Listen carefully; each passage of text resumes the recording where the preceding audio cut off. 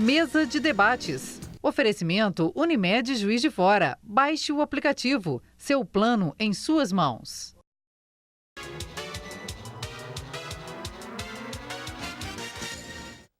Estamos de volta para esse que é o último bloco do programa de hoje. Cirilo. Ô Fabrício, eu vou te fazer uma pergunta ligada à questão ambiental com a construção civil. Em toda Minas Gerais, no Brasil, do modo geral, a gente tem notado que esses empreendimentos de Minha Casa Minha Vida, eles estão se alastrando, substituindo o processo de favelização por uma moradia mais digna. Isso é o lado social. Por outro lado, aqui em Juiz de Fora mesmo, nós tivemos perto do Tupi, são 1.100 apartamentos. Vai para outro lugar, no São Pedro, já conversei contigo, são mais 800 apartamentos. Vai lá para Marilândia, são mais 1.000 apartamentos. Aí estão criando torres ali perto da região do Mariano Procópio. Aí, por outro lado, a gente percebe, tem mais de 20 anos, segundo os especialistas, você pode me corrigir se estiver errado, o Rio Paraibuna não sofre o processo de dragagem. E a malha de água do Rio Paraibuna, na verdade, se você pular de cabeça, às vezes você tem um trauma ali, porque você bate com a cabeça no fundo. A maioria das pessoas não sabem disso.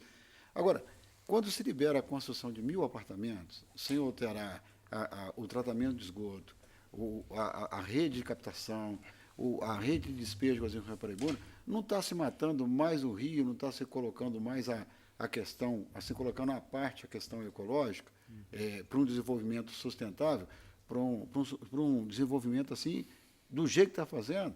Daqui a pouco o córrego de São Pedro ele vai virar um esgotão cremoso, porque já está faltando pouco para isso. E como é que a gente vai lidar com esse negócio daqui a 10 anos, por exemplo? Qual que é a sua visão? A construção civil, do jeito que está sendo feita, o impacto ambiental e a qualidade de vida. E, do outro lado, você já falou sobre isso, a gente não consegue uma pessoa hoje, por exemplo, você chega numa casa, o cara tem 5 televisões. Tem 5 televisões. Aí depois ele tem 3 micro-ondas. E o consumo de energia é muito alto. Isso também é uma questão a trabalhar. O que falta? Falta uma política séria ou é a questão cultural e de educação? Bom, Um combo de tudo isso, né? Eu concordo, é um combo de tudo isso. Porque as políticas, elas existem. O Brasil é reconhecido mundialmente por ter uma boa política ambiental. O Brasil sempre esteve... Desde 72 que o Brasil segue as linhas das políticas ambientais. Então, nós temos fama de termos boas políticas. Não temos, talvez, um executivo efetivo o suficiente para fazer isso. E eu acho que é uma questão cultural. Cada vez mais eu vejo assim, que boa parte disso é uma questão cultural, e aí a gente transcende isso para a educação, é difícil explicar. A minha opinião sobre esse adensamento é baseada em que eu venho estudando com o meu grupo de ecologia de florestas urbanas lá na universidade, é que da maneira como isso tem sido feito, isso também vai na contramão.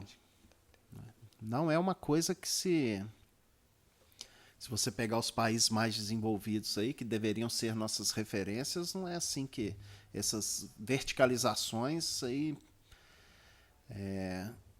Ainda mais no Brasil, que você não tem políticas, né, de saneamento e tudo mais que acompanham. Aliás, saneamento básico é o nosso maior problema ambiental, de longe.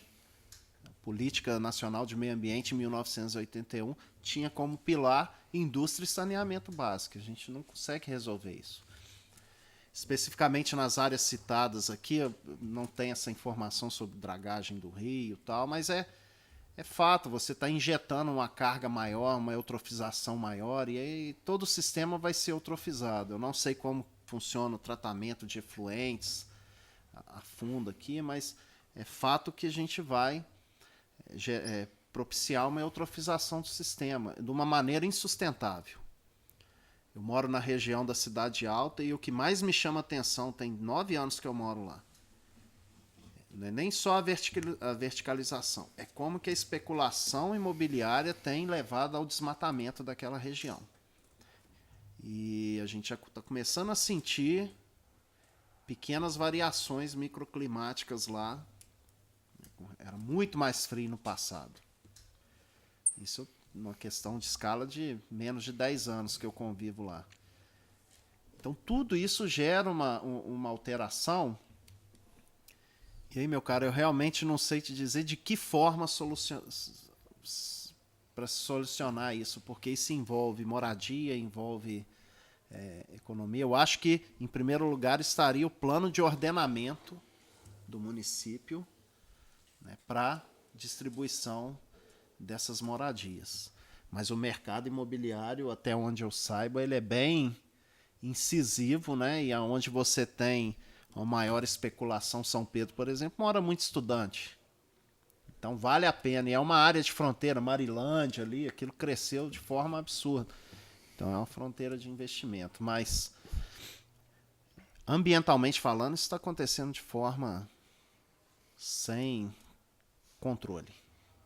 Fabrício, você falou de olhar pelo lado positivo, que você é um cara positivo, você deixa até feliz. Se alguém que está no meio desse turbilhão tem um pensamento positivo, eu acho que a gente deve seguir o exemplo. A minha esperança, eu tenho um filho de 8 anos e a geração dele é uma geração que tem cuidados que a nossa geração não teve. Meu filho, por exemplo, ele não usa canudo de plástico, já por conta do meio ambiente. Isso já é uma coisa falada para as crianças, divulgada, e eles já vêm com essa mentalidade.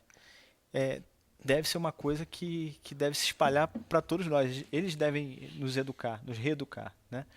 E eu gostaria de fazer uma pergunta sobre um assunto. A gente falou do assunto local, que seria a questão de moradias na cidade, mas o assunto global, que seria um assunto comentado, que é os 2 graus a mais na temperatura, que é um ponto sem volta. Eu queria que você falasse isso para deixar as pessoas um pouco mais alertas e ver a importância do meio ambiente. Eu estava justamente pensando nisso, porque é interessante que a gente tenha essa oportunidade de conversar com um doutor, né, uma pessoa que passou uma vida dedicada aos estudos, para falar sobre essas questões, justamente, que muita gente, até que tem muito poder, que vai tomar as decisões, não acredita em aquecimento global, em efeito estufa, sabe? Queria que o senhor falasse um pouco... Queria que o senhor falasse para as pessoas a respeito disso. Olha, então vou começar de trás para frente. Essas pessoas que não acreditam, eu só lamento, porque ou estão mal assessoradas, falando em termos de políticos. Então procurem assessores competentes, porque isso existe, como eu já falei no primeiro bloco, são bilhões de dólares em pesquisa, isso é disponibilizado. Você entra no YouTube, você vê centenas de palestras sobre o assunto. Mas aí você prefere acreditar na corrente do Zap, né? Ou você prefere acreditar numa coisa populista e que convence o seu eleitor. Sim.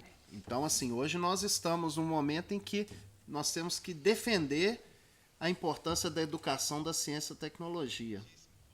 Quem diria que chegaríamos nesse ponto, né? Mas tudo bem, eu acredito que isso seja uma fase, e não na questão interna, mas o mercado vai ditar isso. Isso está demodé, está fora. Eu não conheço nenhuma nação economicamente competitiva que tenha como pilar o negligenciamento de ciência, de tecnologia. Isso não existe. Então acho que a gente precisa... O nosso governo precisa de uma autocrítica nesse sentido. Não é Muito pelo X contrário, né? contra Y. Várias nações conseguiram mudar o momento de crise e investir justamente em pesquisa e educação. Poderíamos pegar e passar mais um programa inteiro falando das experiências dessas nações. Mas é fácil ir atrás disso. Mas, bom, com relação aos 2 graus, é muito curioso, porque quando a gente fala 2 graus para um leigo, cara, só 2 graus, isso é muito pouco. Não é muito pouco. 2 graus a gente fala de média, mas se você tem os extremos, você tem regiões do hemisfério norte, do hemisfério sul, os extremos, que esse 2 graus significa 14, 15 graus. Então você muda totalmente os ciclos. E o sistema terrestre ele é todo interligado. Então, se você tiver uma redução muito drástica de temperatura e gerar um congelamento durante 1, 2 meses a mais, isso altera as correntes oceânicas que levam umidade para a parte do hemisfério sul. E isso implica em seca, ou implica em chuva excessiva. Pra vocês terem ideia, em 2013, né, que foi aquela seca do Sudeste tremenda, que até hoje a gente paga bandeira vermelha justificada por isso. Em termos geológicos, aquilo foi um pequeno desvio ao invés das massas de ar dos rios voadores, né, da Amazônia irem para a esquerda e voltarem aqui para o sudeste, eles foram para a direita. Então, seca severa no sudeste, chuva intensa no norte, alagamento recorde no norte. Os telejornais mostraram. O que a gente, dentro da Amazônia, nesse contexto, é que, ao se chegar num ponto de ruptura, onde a floresta perca sua resiliência, que é a capacidade de resistir a distúrbios, essas questões climáticas elas vão ficar muito mais imprevisíveis. Hoje nós temos uma previsibilidade climática. Isso vai ficar imprevisível. Assim como alguns eventos já vêm acontecendo, não é que eles vão ficar mais intensos ou mais ferozes, né, digamos assim, mais impactantes. A frequência desses extremos, desses eventos extremos diminui, então eles ocorrem de forma muito mais frequente. Então a temperatura, esse 2%, 2 graus, representa um pacote de alterações climáticas que muda totalmente os ciclos ecossistêmicos, ciclo da água, uma série de coisas. E numa perspectiva em que isso não estagne, só aumente. Porque hoje os modelos, na época que os modelos, né, climáticos lá do painel de mudanças climáticas, os primeiros modelos previam cenários otimistas, conservadores e pessimistas. Nós só estamos seguindo pelo cenário pessimista. Um aumento muito grande de temperatura, por exemplo, na nossa região, aumentaria potencialmente secas. Secas aumentariam queimadas. Queimadas destroem os ecossistemas. Se você tiver ciclos sequentes de queimadas, eles não se recuperam. E aí você pode pensar, inclusive, em processo de desertificação, uma série de coisas. Então, nós estamos falando de coisas que nós vamos enxergar na nossa escala. Não é daqui a 100, 200 anos. Nós vamos vivenciar isso.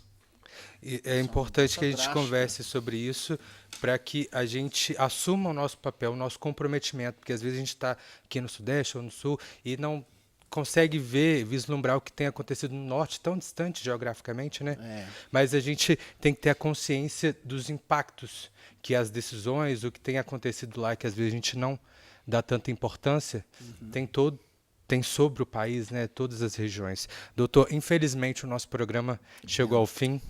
Gostaria muito de agradecer a sua participação aqui, todo o conhecimento que o senhor trouxe e deu para a gente, né, de forma tão generosa. Obrigado por conscientizar e falar com muita clareza sobre essas questões que elas gritam, né, elas são necessárias de serem discutidas. Então, quero agradecer muito ao senhor. Muito obrigado, viu? Eu que agradeço o espaço, fico muito feliz quando eu tenho a oportunidade de discutir isso e levar um pouquinho para o público, né? Porque a gente fala muito sobre isso, a gente vive isso no dia a dia, na academia, e a minha mensagem com relação a tudo isso que a gente discutiu é que, mesmo estando distante desses eventos, eles nos afetam. Como que nós podemos assumir a responsabilidade perante isso? Cobrando do governante que você elegeu, cobrando das pessoas que tomam essas decisões, né? E fazendo a sua parte no dia a dia. A Amazônia está distante, mas nós temos aqui, convivemos numa área urbana que tem uma série de problemas ambientais e nós também temos que ter proatividade para tentar solucionar isso, como você disse. Também tenho uma filha de 8 e fico muito esperançoso porque isso está nas escolas. Que bom. Espero que as crianças mantenham essa perspectiva, né, que nós não tivemos. Que é a nossa esperança, né? Quando nós éramos crianças, né, desse conhecimento.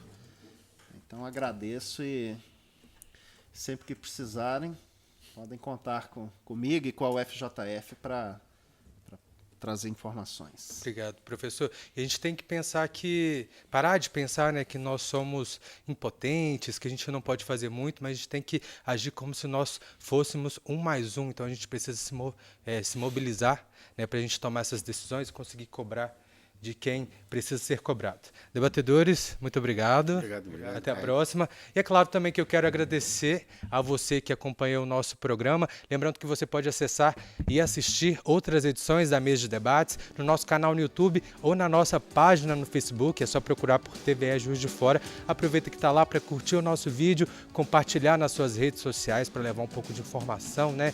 E também para fomentar esses movimentos de proteção ambiental entre os seus amigos e a sua família, e também se inscreva no nosso canal para você ficar por dentro de todo o conteúdo que a gente produz aqui na TVE. Muito obrigado pela sua companhia, uma ótima tarde para vocês e até amanhã.